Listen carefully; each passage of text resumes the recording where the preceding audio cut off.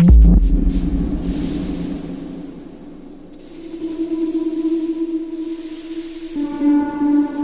was supposed to be the single happiest day of their lives, but instead, it became their last. This is the story of the Cunningham wedding, a day that started with a celebration and ended in a massacre, a love story that was drowned in a bloodbath. And believe it or not, it all kicked off with one simple question. People who were there, they described something straight out of a horror film. You have this beautiful, secluded estate, a joyful ceremony in full swing, and then just absolute carnage. To even begin to understand how it all went so terribly wrong, we have to rewind. We have to go back 5 days before the wedding. So meet Rachel Harkin. She's a behavioral psychologist, a woman of logic, and she's about to marry the man she loves, Nicky Cunningham. The wedding is at his family's massive, isolated estate, and she thinks she's on a 5-day countdown to a brand new life.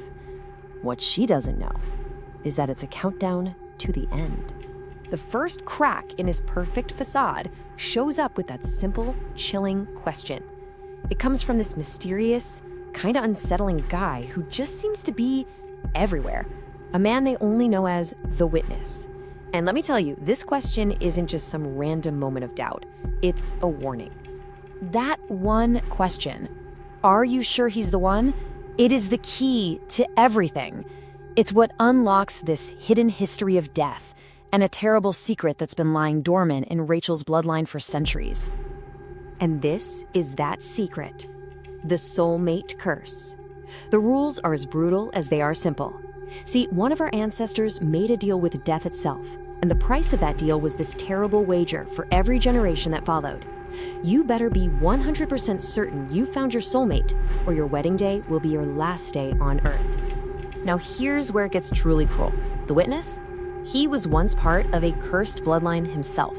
He was so terrified he wasn't with his soulmate that he actually abandoned his fiancée, a woman named Marianne, right at the altar.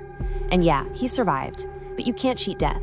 He was cursed with immortality, and the curse itself jumped from his bloodline to Marianne's. And Rachel, she is Marianne's direct descendant. So the Witness has been forced to watch her family die, generation after generation, and now it's Rachel's turn. So you might be asking, how could a psychologist, a woman of science, ever believe in something like this? Well, because the proof she starts to uncover is undeniable. It's buried in the cold, hard facts of her own family's history. She actually breaks into the city clerk's office, and what she finds is a pattern, a terrifying, impossible pattern. Generation after generation, the women in her family who got married, all of them died on their wedding day. The coincidence is just, it's not possible. But the most damning piece of evidence, that was waiting for her back home. Just days before the wedding, Rachel's estranged father, Jay, kidnaps her. Now, he's not trying to hurt her, he's desperately trying to save her. He sits her down and shows her a home video from his wedding to her mother, Alex, back in 1997. And the footage, it's absolutely horrifying. The video shows it all. As the sun sets on their wedding day, her mother, Alex, starts to hemorrhage, just violently. See, she knew Jay wasn't her soulmate, and as she's dying, Jay is forced to perform an emergency C-section right there just to save their unborn child, who was Rachel. Her mother's final words are a desperate warning, literally from beyond the grave. The curse is real. And just like that, Rachel is trapped.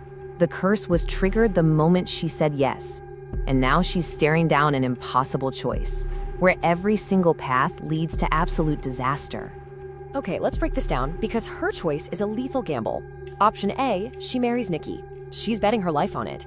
She thinks she's 92% sure he's the one, but that last little percent isn't just doubt, it's a potential death sentence. Option B, she refuses to marry him. Okay, she saves herself, but the curse then transfers to Nicky's entire family. Every single Cunningham who isn't with their soulmate will die at sundown. Faced with this complete nightmare, Rachel desperately starts looking for another way out. A loophole, a way to bypass the curse entirely. Her great aunt somehow managed to live a long, married life. But how?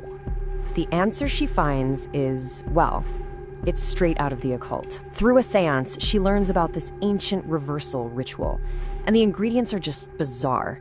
Something living from Nicky, something dead from herself, for which she literally chops off her own pinky toe, something stolen from her mother-in-law, and something read from an enemy. It is a desperate, bloody, last-ditch effort to try and cheat death. So it all comes down to the wedding day. The ritual ingredients, they're gathered. She has a potential way out.